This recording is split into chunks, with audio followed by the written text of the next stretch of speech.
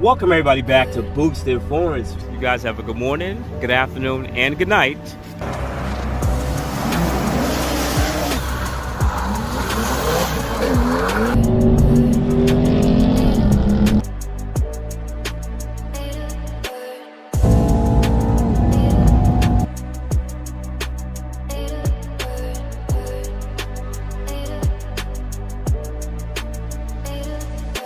Welcome everybody back to Boosted Foreigns, and today I don't know what's gonna happen, but we're gonna go possibly get a new car for the channel. So guys, let's jump into the video.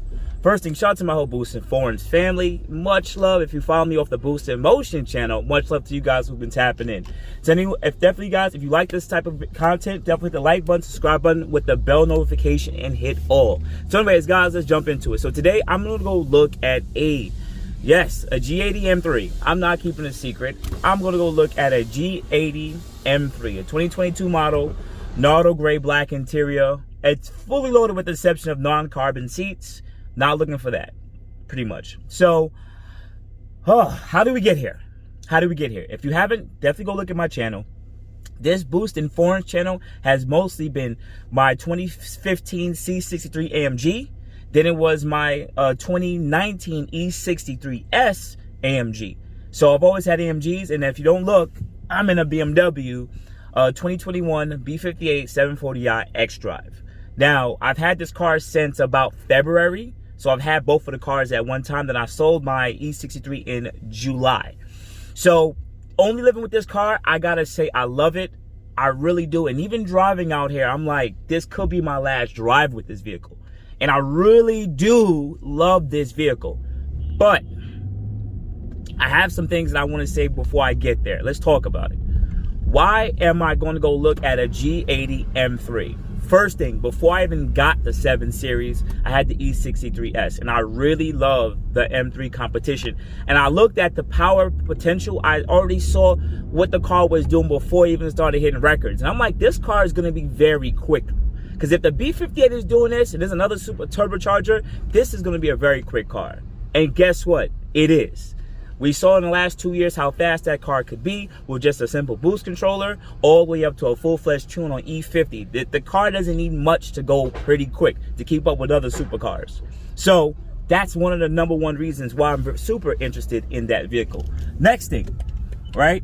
Well, because it's an M3, I like the performance part. Second part that I like about the vehicle is prices have come down a lot for the vehicle. Remember those cars were MSRPing about $80,000, right? I think 85. I think the competition was like 85,000 to 90,000. It's about 80, about somewhere right around there, right? Then you add, more tech on top of it. Then of course, you'll get a little bit more. Now, prices have come down because they were really inflated. If you want a rear-wheel drive competition, they're like $10,000, $15,000 cheaper than what they're averagely going for. But the car I'm going to look at right now is advertised for 70 grand. I know the seller. You guys seen the seller on this channel twice already. I mean, the dealership already twice on this channel. So that's why I'm super interested. I already know what I'm walking into. I already know that there's no BS, no back and forth. I'm pretty much getting a clean and cut deal. I mean, deal in the sense that there's no overage, no random fees or nothing. I know the guy. We worked with each other in the past, even though we bumped heads on some things. I still have respect for the dealership, and it's hard to find a dealership that still keep it 100 with you. So the price is pretty good for what I would like it to be. Third thing, honestly, even though I said the first thing was necessarily about speed, I want to say it like this. I have this YouTube channel. In this YouTube channel, I like my foreign vehicles. I love this 740i. I did not want a 750 because I think it's too heavy. I didn't want the V8. I was really turned off to that. Even though I came from the E63, I just was like, the 740 is not it. If I really want a V8 BMW, I could just get an M5, which, well, a little bit more expensive this car, or I can get a M550. And it just didn't call me. I didn't feel like those cars were very special. Even though it had the performance, it just didn't feel special. This car has been great.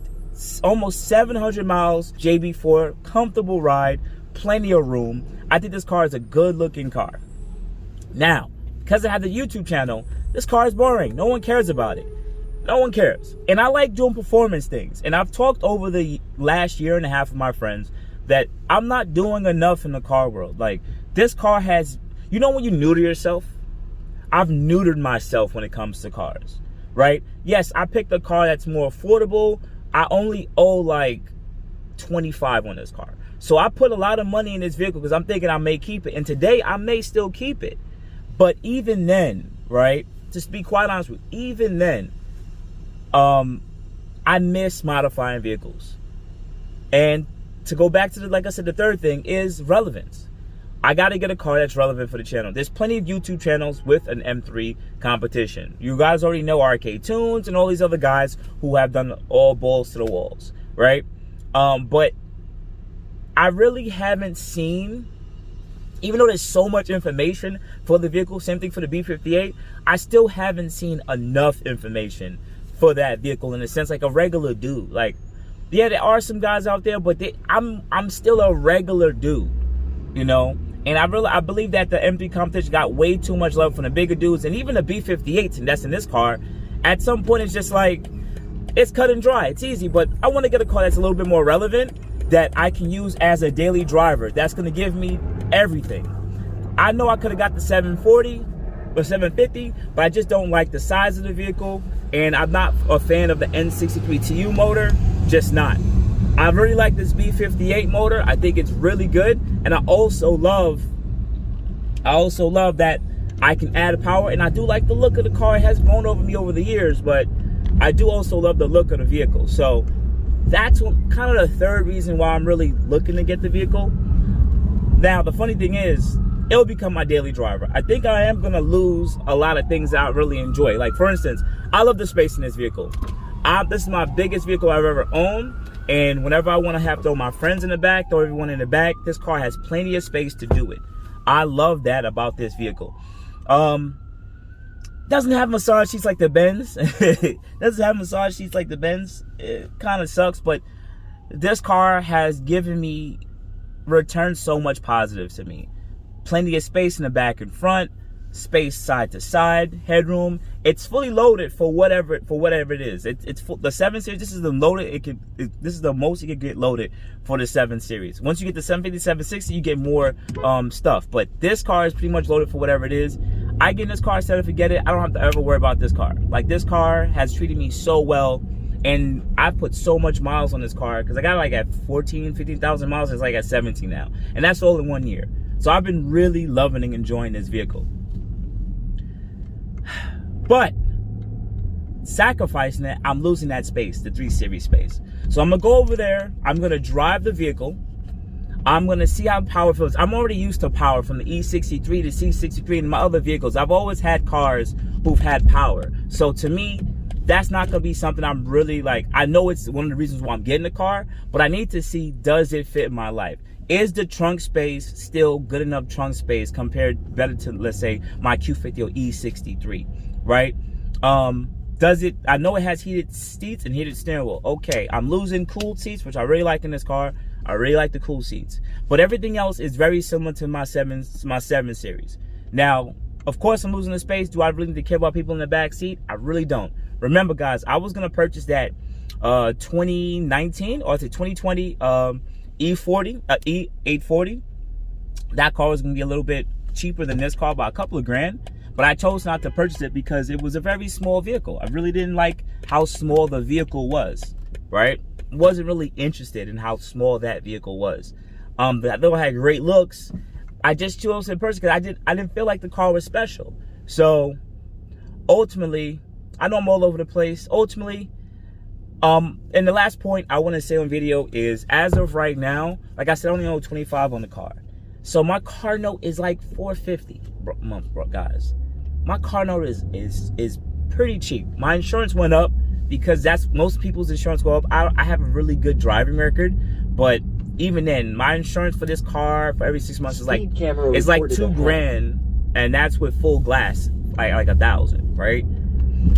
But even then, you know, like I just sit there and think, like, even then, I'm just like, I take that as you divide 6 by 2,000. What is that? 3, 6, 9, 12, 18, 20. So my thing is like $280 a month for full coverage insurance on this vehicle. That's the most I've ever had to spend on car insurance for one of my vehicles, other than when I was like 18. But other than that, like after my G35X, my insurance was never this expensive. And coming from the E63, the E63 insurance was literally only like $180 a month. So when I got this car, it jumped up to like almost another $100. And I'm like, that's really expensive jump. So I don't really like giving extra money to car insurance, but I think that's just because of what's going on nowadays in the world. So I'll leave it at that. I think that's just what's going on, particularly for the world. I gotta wait for this lady to move. She's blocking the street. Come on, miss. Anyways, next light is red. So I really don't like that, because that means the total cost of my car of driving it is $450. Then no, I'm waiting for her.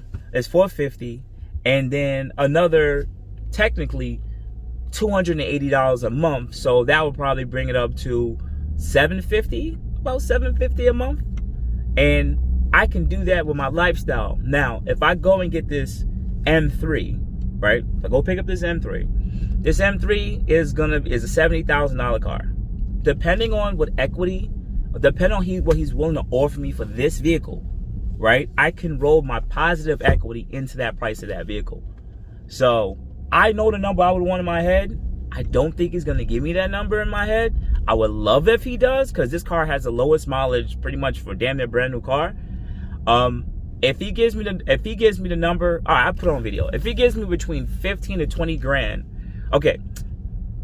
If he offers to buy this car for 45, right? 45,000, which is the number I would want. I can roll over 20 grand into the M3 comp. That will make the M3 comp finance for 50 grand. 50 grand, around 8% APR. It should be around 7.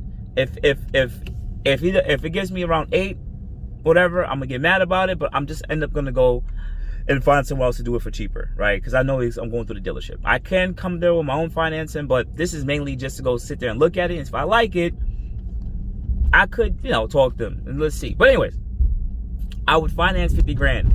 50 grand is pretty much double this. So if I'm paying $450 now, it will probably be like 9. So if I'm paying 9 here, and if the insurance is very similar, that means I'm paying like 13 for the car, with before gas and I'm paying like $1,200 before I pay for gas. So that means now I brought up my expenses about another $500. Now, I don't know if I like my money now. I've lost a lot of money. I've probably talked about it in videos with you guys already with the E63. The E63 I lost almost 20 grand on. That's money that's gone. I lost that money. I literally lost it. Like, that was a negative equity. I had to pay for them to buy my car. And I didn't want to roll that into a new vehicle to keep having more, bullshit on top of bullshit. If you guys know what I'm trying to say now. So, let me open the window. So in this case, I don't really want to lose too much equity. I'll go I really want to give him 45. If he gives me 40 for the car, I might not take the deal. Honestly, I checked on CarMax. CarMax wanted 43 for this car. They'll give me 43. And of course I would want more, because I know CarMax is lowballing. So if CarMax is lowballing where it is, I know that other dealers might offer me a couple grand more. So if they give me 45 for this car, it'd be great. I'll definitely take 45. 45, honestly, will be the deal. If he offers me, I'll buy a car for 45, I'll take the deal. I'll take the deal because I know I could roll that into the new car payment, and that the money's not really going to waste. Technically, yes, the car is still $70,000. It's like 2 years later. We're in 2024, about to go to 2025. But I think it's priced very proportionate. Mileage is a little high. It's like, I think, high 30s. I think the mileage is in high 30s. But compared to other ones on the market from the same year, it's still a lot more affordable by at least 5 to 10 grand compared to other spec ones. Unless it's like, a specific carbon seats and other stuff. But for what I want, remember, I'm a bare bones guy. I ended up calling a dealership literally this morning, another spot that had one for sale for 72. Red like this. with the black interior, carbon trim, simple stuff that I would want, right? Red calipers. And they wanted, guess freaking what? They wanted 72, but you always call first, and they kept telling come in. I said, listen, man, I'm not coming in. Keep it on. I said, be honest with me. I'm not trying to waste my time coming here, and you guys add on a top extra charge. So I know this car is really wanted. I know a bunch of people called. What is the out the door price? What fees are you guys not including that are you guys are going to say are mandatory before I go there? So guys kept admitted to me. He said, well, the price that we have listed is the price if you finance through us. So technically, we want 72 for the car, but that's without the down payment of 10 grand. So the car is really 82 before taxes and other fees. I said, all right, that's still a fee that you guys should put on your website. Even though they were very honest and open about optional warranties and everything, I said, you guys should put that on the website. Yeah, I should. But that car also had like 13,000 miles on it, which let me know the price was way too good to be true. So nonetheless, I said scrap that. But that kind of puts it in perspective. A red one, black interior, with 13,000 miles, he wanted to sell it to me for $83,000. But there's a lot of traffic over here. Too much traffic over here, Lord Jesus. Why is there so much traffic over here? I'm not doing this. Sorry, bicyclist. I don't know why there's so much traffic there. So 20,000 more miles more, about 20,000 miles more, which is still a lot. Oh Lord, why is there so much traffic? This is whack. Move, Naman. Move, Naman. Move, Naman. Yes. So yeah. So 20,000 miles more is about $12 to $13,000 cheaper. You get what I'm trying to say? So I don't mind taking that on. I think that's perfectly fine. I don't mind taking that on. I think that's a lot perfectly fine. I'd rather not pay $12,000, $13,000 more. Yes, I want lower miles like this car, but I know what I want the car for. And particularly, I still think that's just, I don't know, man. $85,000, I've done it before. I still don't even want a car note that's $1,000. But after all this ranting, after all the things I sat there and said, what am I going to do collectively? If he offers me $45,000 for the car, that would be a deal I would absolutely take. I'll absolutely take that. With no problem, no issues, I'll take it. If he offers me $40,000, I'm going to say no. Because it just doesn't sit right with me. I'm losing too much money there. You know what I'm saying? That means I can only roll over $15,000 into it, and that will make the price of the car to be, the price of the car would be, I'll be financing $55,000. I lost too much money. That's what I told. I put 25 in the car already, and I'm gonna lose 10. If you get what I'm trying to say, I ain't trying to do that. Come on, guys. And oh, come on, man. This ain't gonna get me nowhere. Literally nowhere. Yeah, I'm just ran myself into more traffic than I needed to be. I'm actually a little bit upset about that right now. Like, I thought I could get around the traffic, and I didn't. I'm literally stuck in more traffic now. Very upset about the traffic. Like, literally, look at this. Sucks. I'm a little bit mad about that. Nonetheless, and it's only gonna go up because it's rush hour and it's Friday. Nonetheless, 40 I can't do. And as much as I would want the car, that's too much money I'm losing. I'd rather just keep this car and keep driving it and wait for the prices of more G80s to come down. Maybe even lower to like 65, close to low 60s. If he offers me, price matches me with CarMax 43, I'll have to see how I like the car.